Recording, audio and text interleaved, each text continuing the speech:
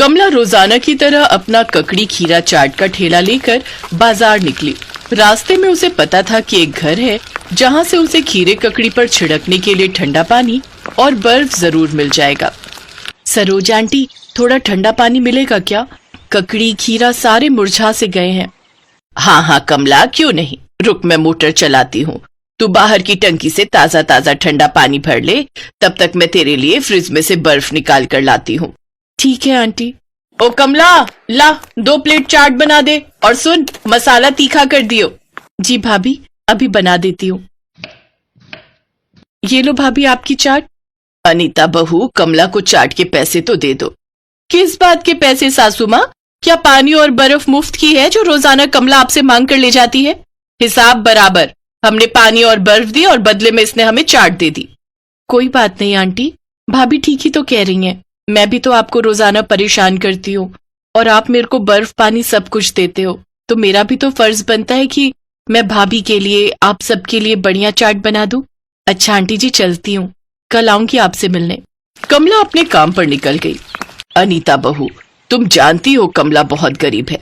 पानी और बर्फ की कौन कीमत लगाता है? पानी देना तो पुण्य का काम होता है। उस बेचारी के ककड़ी खीरा कितने महंगे आते होंगे ये तुम नहीं जानती हो। 2 प्लेट उसकी तुमने मुफ्त में ले ली। उस बेचारी को तो रोज की कमाई में से घाटा ही है ना ये। गरीबों को समझना सीखो। किसी गरीब का ऐसे फायदा उठाना सही बात नहीं। कमला रोजाना ही अपने ककड़ी खीरा चाट का ठेला एक सब्जी मंडी में लगाती थी। कमला का पति अपाहिज था। जब वो रिक्शा चलाता था तो एक एक्सीडेंट में उसके पैर में बहुत चोट आ गई, जिस वजह से उसका चलना बहुत मुश्किल हो गया। तब से घर की सारी जिम्मेदारी अकेली कमला पर ही थी। एक दिन कमला जब अपना चाट का ठेला लेकर सरोज के घर के आगे से गुजरी तो उसने सरोज को आवाज लगाई, पर सरोज ने कोई जवाब नहीं दिया। कमला देखती है सरोज घर के आंगन में गिरी हुई है, उसके पास कोई भी नहीं है। कमला दौड़कर घर के अंदर जाती है और सरोज को बिस्तर पर लिटाती है। क्या हुआ आंटी, तुम आंगन में गिर कैसे गई? मेरी बीपी की दवाई उस डिब्बे में है, जरा मुझे दे दे। हाँ हाँ, मैं अभी देती हूँ। कमला सरोज को उसकी ब्लड प्रेशर की दवाई देती है। कुछ समय बाद सरोज को आराम पड़ता है। तब तक कमला उसके पास ही बैठी रहती है। आज ब्लड प्रेशर की दवाई लेनी भूल गई थी। सर में दर्द था, मुझे ध्यान ही नहीं रहा। तभी चक्कर से आए और मैं गिर गई। इतनी देर में तुम आ गई।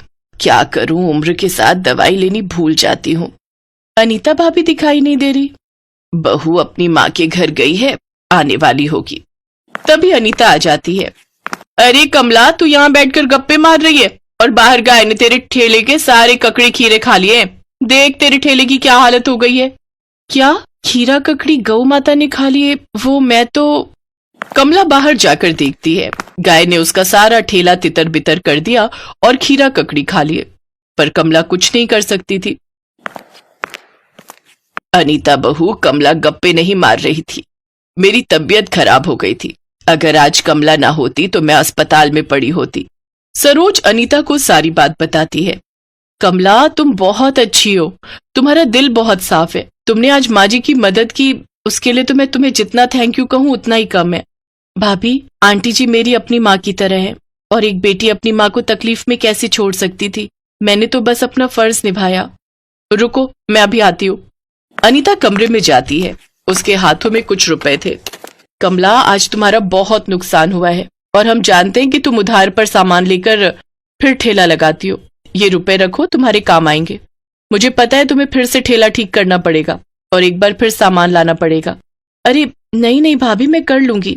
कमला, रख ले, मना मत कर। तू भी तो हमारे लिए कितना करती है। मुझे पता है कि 2 वक्त की रोटी कमानी कितनी मुश्किल है। रख ले, तेरी भाभी दे रही है और सामान खरीद लेना। धन्यवाद भाभी। कमला वो रुपए लेकर घर आ जाती है।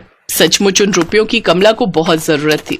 ये बात सरोज भी जानती थी और अनीता भी।